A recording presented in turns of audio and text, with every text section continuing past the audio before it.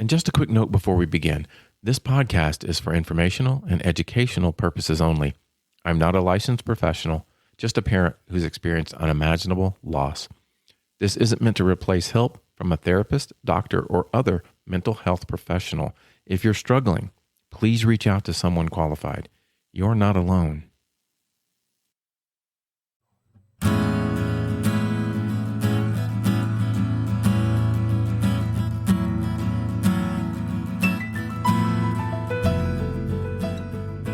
Welcome to Don't Forget to Breathe.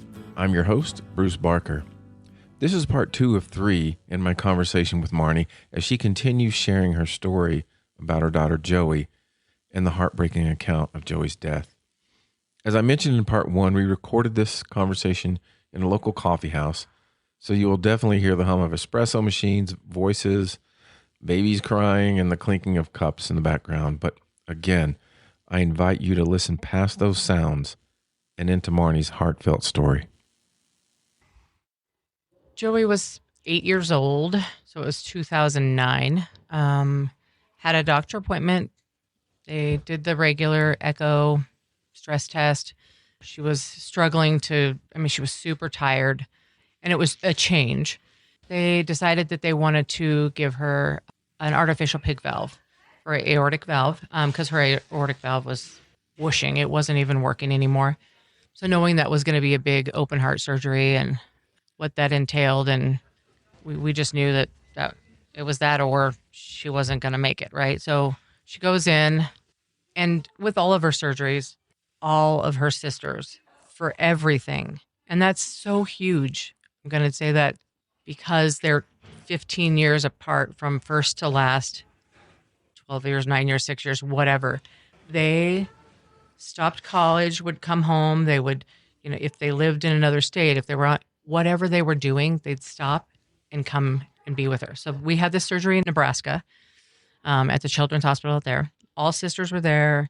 It was just like our meeting point. But to make her feel safe, she ends up going in early in the morning.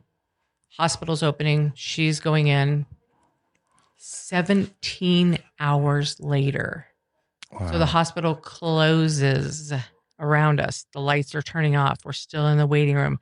Of course, the doctors are, Sure. every probably 3 to 4 hours, somebody would contact, hey, everything is going good. It's just taking a long time. It's a lot of work to do, because at that same time, they're giving her her very first pacemaker. So all this is happening. It was just wild. Then when the lights started turning on and the hospital's opening, we're like, yeah, we're still here. We're still hanging out. We finally go in to see her, and it was that first time in a long time where there was so much equipment and things plugged into her after that I think I was scared again. I was scared like all over again as much as the first. Yeah. So then she started to would instantly bounce back. She was feeling good. We got her home. I think it was a couple weeks. And then she started to run a fever. And I don't think she was with her dad at the time. Mm-hmm. So I don't think that there was a lot of, hey, is this 911? Is this an emergency? And he let it go a couple more days. Finally took her back into the emergency room at Children's, and they then called me. I was in training for a new job. They called me to say, hey, she's got an infection. We're rushing her into emergency surgery. Her heart is woody with infection around the heart because it would now, it's in her blood system. Mm-hmm. So they're like, get here. And it's a snowstorm. I have to fly out on the fly, get out there. And the doctor gets us in the hallway and he says, you guys should probably just plan for the funeral. You just shut down. All those feelings, again, just are shut off. And you're like, I just have to do what I have to do. And she's 8 years old. 8 years old. And so they're telling you to plan a funeral for your 8-year-old child. Mm-hmm. Okay. Mm-hmm. So me and my ex-husband, so since we're divorced, I think obviously the doctor knew that and said, what can I do to make this easier for them? Should they talk about this? And we just decided she was going to be in Colorado no matter what. End of the day, whenever, it was always going to be in Colorado. And then we didn't really talk about too much else other than she was going to have a headstone. She was going to be not cremated. So then they take her into surgery, and not only do they have to clean her all out and all that stuff? They took out her pacemaker and gave her an external one. So now it's on the outside of her body, and she just has to be in. She has to stay in ICU for 7 to 9 weeks. It was a while. Wow. And she couldn't leave that glassed off room because she had this external. They couldn't even put it back in her because of the risk of infection again. Mm-hmm. So she was just really. She always wanted to go outside. Please just take me out to the little outside ramp area so I can look out and see what's happening, because there was somebody building a parking garage, and she would watch the cranes and the stuff. crane. Yeah. Yep. She would watch the crane, and she'd go, Mom, the guy gets up there with his lunch at like 7 o'clock in the morning, and he doesn't come back down until 5 o'clock at night. Where do you think he goes to the bathroom? I don't know what's happening in there, but she just was so observant. She wanted to move her room around. In ICU, she wanted to move it around because she was bored of looking this way and that way. And, these nurses would do anything she asked. She was playing games with them. And her dad spent a lot of time in there with her because I was in training for another job. So she started picking music out. That's when she first started her music journey. Thriving Ivory was the band that she wanted, and Angels on the Moon was the song. And she's like, Mom, this is playing at my funeral. Wait. She's picking music for her funeral. Yeah. So when you said on her music journey. At 8 years old. Mm-hmm. All right. She had a ear for music way back. All the kids do. And I listened to that song then and still do now, and will cry. Yeah. Because for an 8-year-old to hear some of those words even, and to think that I can relate, it's just something you don't want your kids to think about. It was just, I think I was sad for her for the first time. Like, I always saw her as my hero, but I was sad.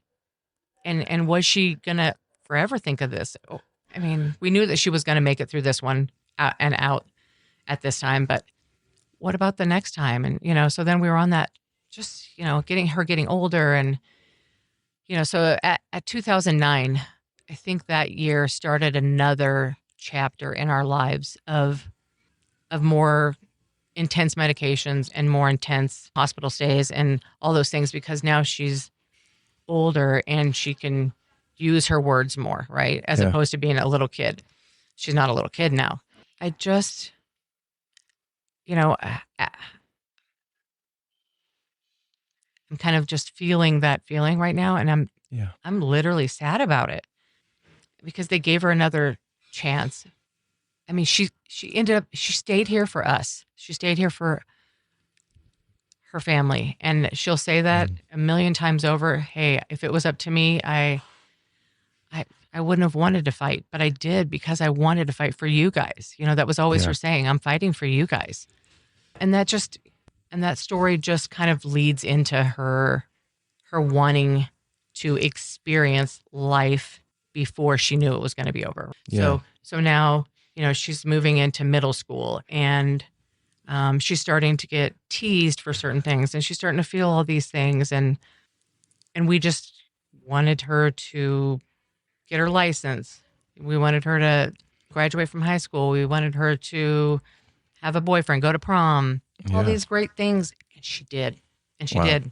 And then she just stopped telling us when she didn't feel good, right? She got to that age where she's like, I know that if I tell them, they'll take me to the doctor, they'll figure it out, and then we'll have to fix it. Mm-hmm. So she stopped saying it. And that's, around the time she was 18. So all that to say that at the age of 20, she was going to college, living in Nebraska, had said that she was really not feeling good. She had a horrible cough, and she would call me, and she's like, I don't know, go to the doctor. Do I need to come out there and, take you to the doctor? So she ends up going with my friend that we started talking about from the get-go. She calls up her, and then they go down to Children's. She has her little tote of meds with her. My friend says she's not going to come home. She calls me and says she's not going to come home. I'm like, what? She's like, she's really bad. You got to get back out here, because I think this is finally it. And to hear somebody else say that's not, she's not a doctor. She's not Joey's doctor. Right. She's a family friend. And I was like, oh. And I remember just running out of work. I think I said something, but I ran out, got home. Again, we just all got in the car. And again, it was oddly a snowstorm. Mm-hmm. So I get one of the kids, because I hate driving like that. I get one of the kids to get, and we borrow another one of the kids' cars. We get in that car, we pack it full of as much stuff as we can. We're like, we're going out there. We don't know what that's going to look like, how long that's going to be. We're just out. Drive down there, and she is pale. She's bloated. She's crying. Oddly for her, that not one of the things she does. Yeah.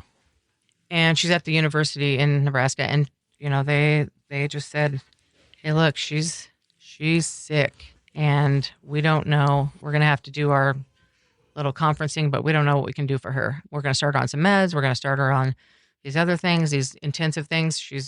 Her lungs are really bad.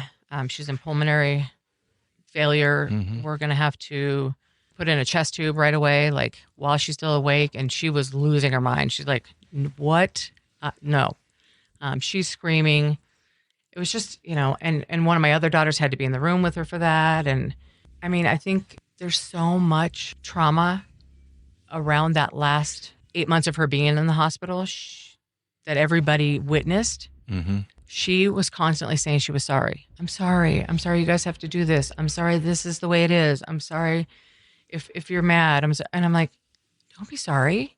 We want to do this with you. Mm-hmm. She just felt responsible. And that's I feel responsible.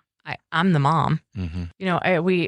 Because it's a teaching hospital, I feel like we were put into test mode. Like they were going to try things out, right? They didn't know.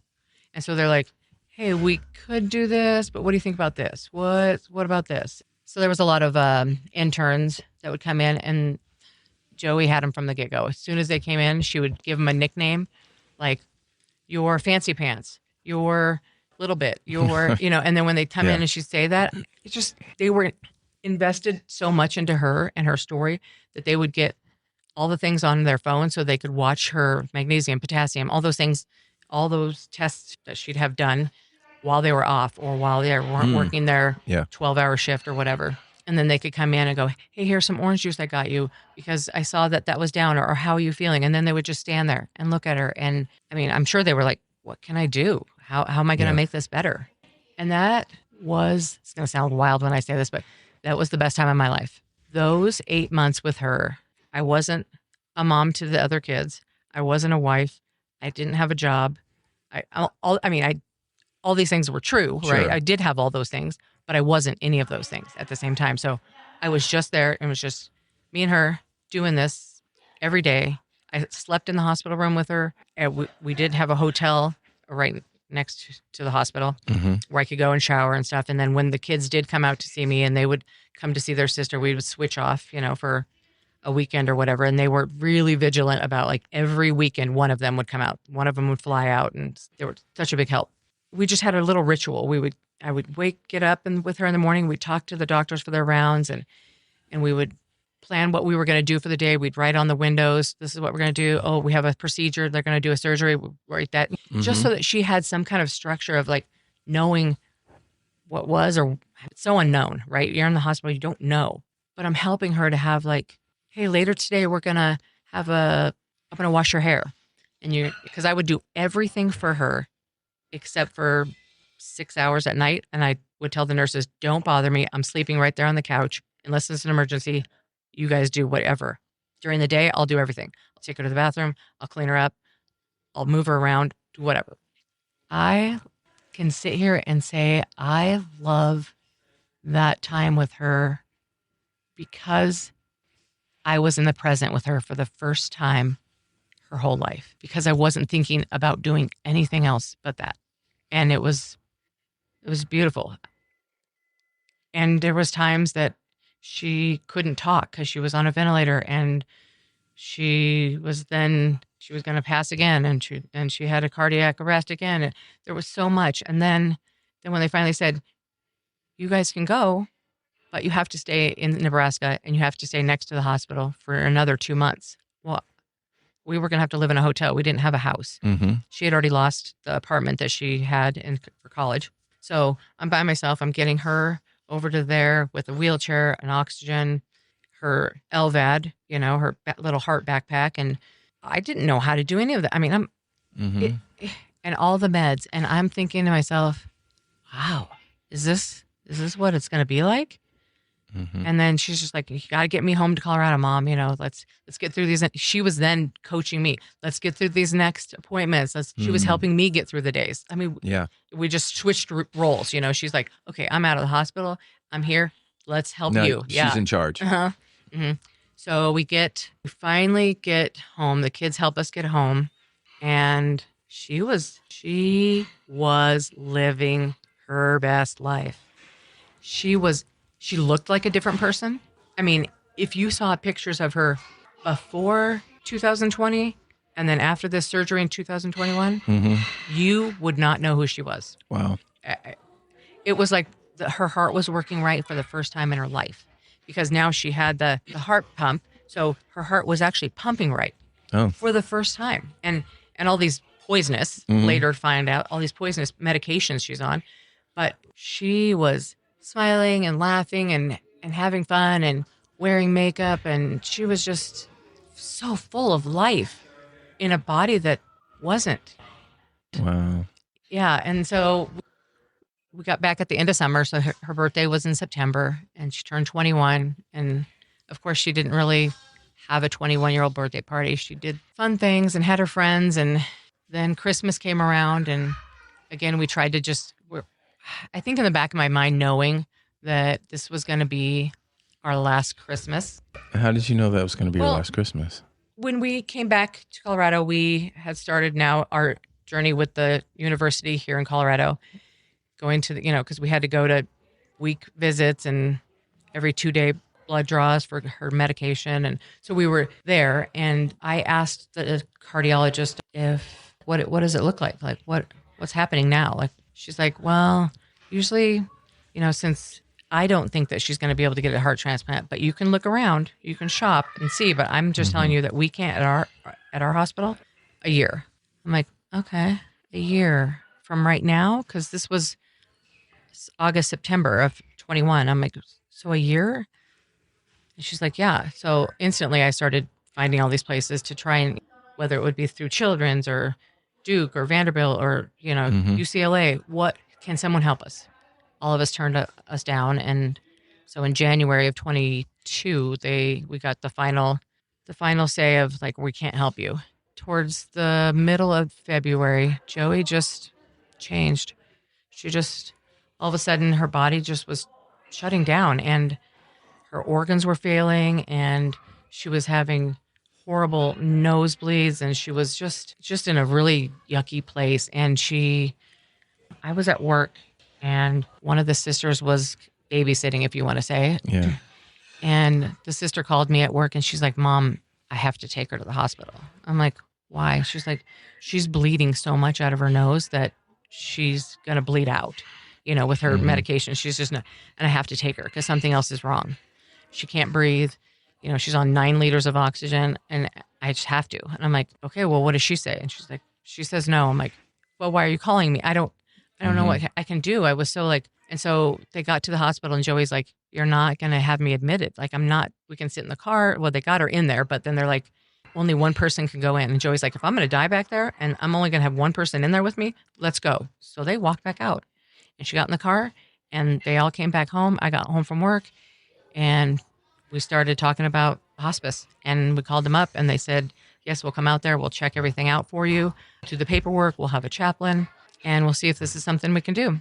And they signed her up pretty much within days of that. And that was the last week in February. And for the next 2 weeks, we had a nurse come out every day. We had oxygen getting delivered. We had the chaplain. And then all of her sisters stopped their lives again and came and lived at our house for the next 2 weeks. They slept on couches, chairs, floors, and everybody just played games with her if she wanted to watch movies with her, like all the things that they thought were important. Let's write a story. Let's all the things you can't do, right? When you're an adult and you're away from home and then now your sister's around and they're like, okay, you want to play a game? No, I don't want to play with you. But she was just like, whatever. They took her for walks in her wheelchair. It was a blur, but it was another one of those places where, like at the hospital, where you're like, this is beautiful because there's so much support and it's always been us together like this, Yeah. right? So then Joey said, I want to plan everything. I want to pick out dresses. I want to start trying them on. I want to tell you what day I want to go, what time, and then all the rest of, I want it to be at grandma's church. I want it to be with grandma's pastor. I want it to be at this cemetery. And we're all sitting back like, wow, this is really happening. I mean, she already knew she was ready. She was more afraid of staying around and having them hurt her at the hospital than dying. She was not afraid of that. She was not afraid. She was tired. So she is actively planning her funeral Yeah. that she knows she's going to die soon, and she's planning everything. And then she knew, she's like, Mom, today's the day. I want to pause here for a moment and let you know that Marnie is about to share in detail how her daughter Joey died in their home. This part of her story is deeply emotional and may be difficult to hear. It could be triggering for some of you. Please take care of yourself. If you need to pause here, do so and return when you feel ready. You know, when we woke up on March 2nd, 2022, she's like, today's the day. Have everybody that's in town, all my friends, you know, there was 30 people in my living room and we're all looking at her and we're all crowded around. And she's sitting on the couch between me and her dad. And we're all crying, hugging on her and just watching, because it was almost like something you don't want to see, but you don't know why she wants you to see it. But she does. That's what she wants. Then I think it was like 7:00 at night. The nurse showed up and gave her something to just kind of make her comfortable. It might have been a small amount of morphine to make her comfortable because she could not breathe, you know, and she was so swollen and her liver was done. I mean, she was done. She hadn't eaten in days. So the nurse did that and got her comfortable sitting there. And then she tells one of my other daughters, she's like, I want you to start playing some music that I like. I want you just to play a song, you know, and I can't remember what the first couple songs were. But when she decided, she's like, let's play that song, You Are My Sunshine. Because her great grandma and her great aunt would sing it to her all the time, right? And so she's like, I want you to play that. So my daughter gets it up on the phone and starts playing it. And that is very traumatic for some of my kids. They will never listen to that song again. Yeah. And I have like 5 different versions on my phone to play randomly because I don't care when I hear it. I don't care how many times I hear it back to back. It's just that song. And for the daughter that was playing the music, she's like, I had to restart it because it ended because it's, you know, she's like, it stopped and we weren't finished yet. Joey wasn't ready. And then the doctor came over and he's like, are you ready? And she's like, yeah. So he, you know, sits down next to her. Because there wasn't very many people in the program at the university that has an LVAD. I think there was 8 and all of them were aged 35 to 55. So she was young. And so there wasn't doctors in the hospice care that were taught or comfortable or knew anything about the LVAD. So I think we gave him a quick, like, this is how it works. This is the off on button. This is the unplug button, right? And there's this thing called the pacifier that if you had to change your own full side, the battery part and unplug it, it would scream. And he didn't get that pacifier in there and pulled the one plug out when he was doing it. And that noise got her attention, even though she was like relaxed and stuff. And she opened her eyes and I want to say she said, help. But that's just what I wanted to hear. I don't know. Or she might have said, stop it. And then my daughter that was sitting right next to me, she's like, I said, plug her back in. Hurry, hurry, hurry, plug it back in. And then we didn't, obviously. And Joey just like closed her eyes. And that part was traumatic. I wish I would have done that different. I wish because it wasn't going to be scary for her. She asked him to do it. And then it got loud and then that alarm scared her. And so then I instantly am scream crying like you could not imagine. I mean, which also made the daughter that was trying to plug it in and sit next to me, she was now scream crying. We were both doing that so loud that there was silence all around us. And then after I'm screaming and crying, then the chaplain came over because I didn't want to look at her because she was sitting right next to me. And all of a sudden, I could just feel her getting more tense. But, he tells me, he's like, "No, she's already gone. You can look at her." I'm like, and then I look at her and I don't even know who she was. At that point, she was literally gone. It was just a vessel. Like I mean, can't even explain it. It was just empty. Yeah. I held her hand, I kissed her. I I took a picture because I don't think I would. I mean, I didn't want to believe it. So I thought if I took a picture on my phone, I was like, "Oh, then I'll know." Or then I have proof because I don't think this is real. And then the coroner came maybe a half an hour, 45 minutes later. And which, what was that even like? I mean, did they just put her on the bed and then we're standing in the hallway and the bed's getting pushed out the house? And I don't know. And later, after that day, maybe months later, I asked my mom, I'm like, what did you see? What happened for you? Mm-hmm. Because I don't know. Like, was that, and my mom said it was, really scary for her and she was crying. And, then I asked uncle or, aunt, what would you guys see? Like, what was it for you? And I guess I wanted somebody else to say, it was okay. It was beautiful.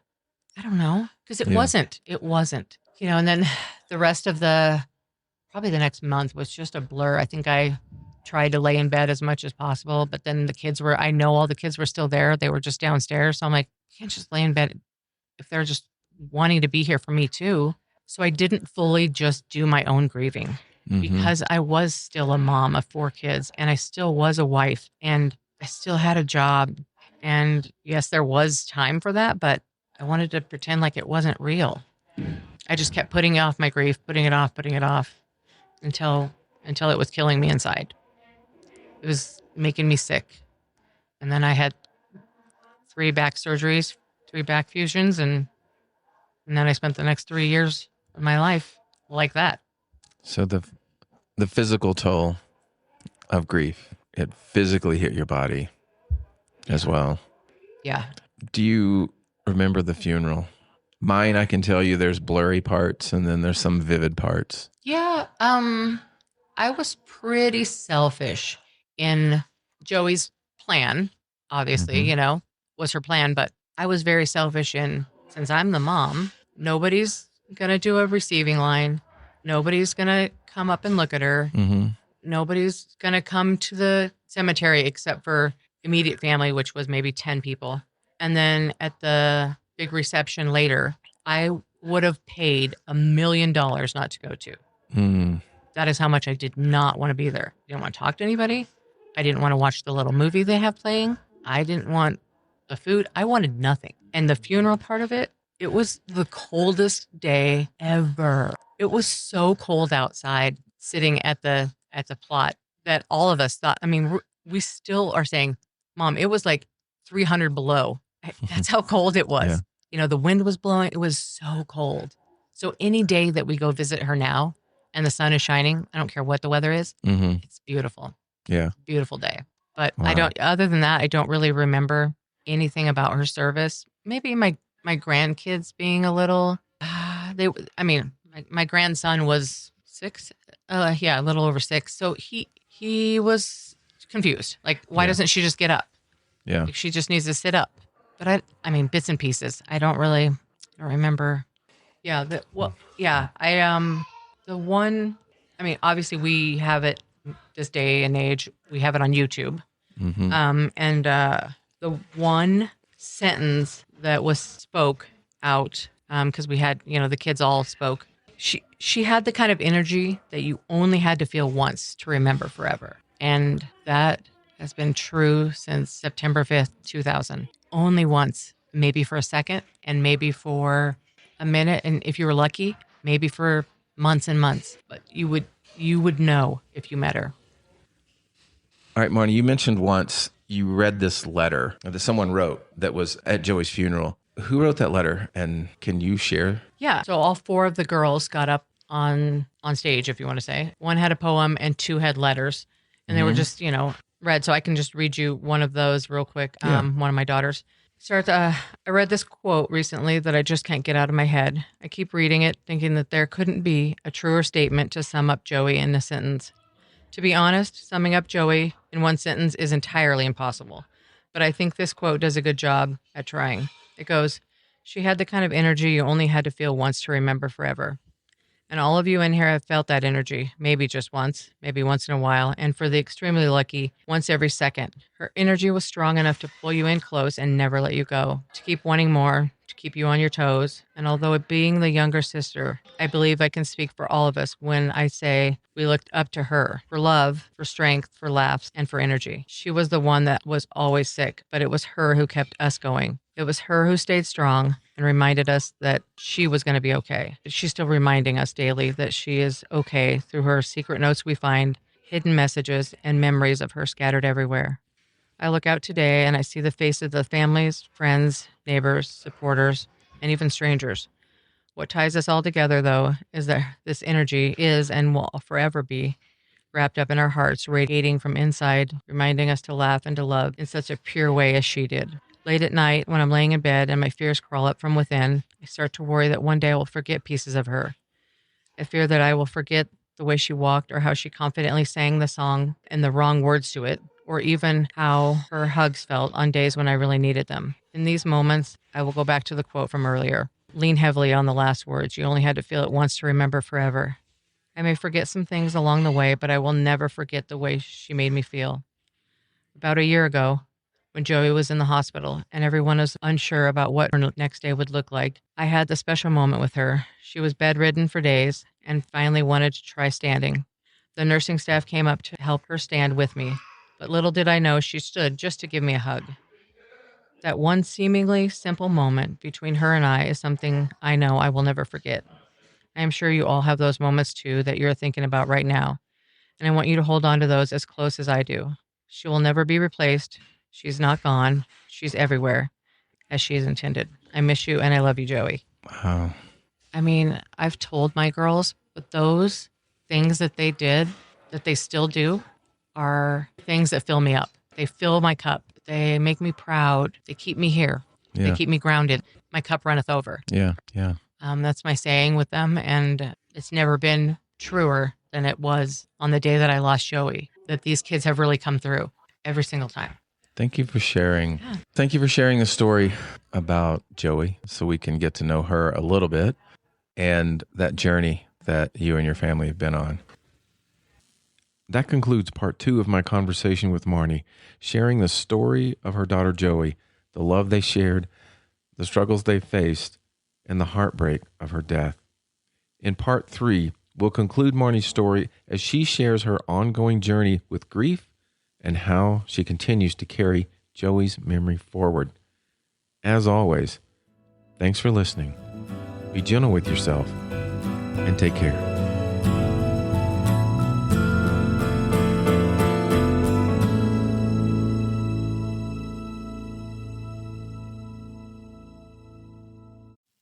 One more thing. If you found meaning or comfort in these conversations, consider becoming a supporter of the Don't Forget to Breathe podcast. Your support helps keep these stories alive and makes it possible for others to find hope in their own grief journey. Your dollars go to offset costs associated with this production. You can learn more on the information page for this episode. And my contact email is bruce.barker61@yahoo.com. That's BRUCE.BARKER61@yahoo.com. Until next time.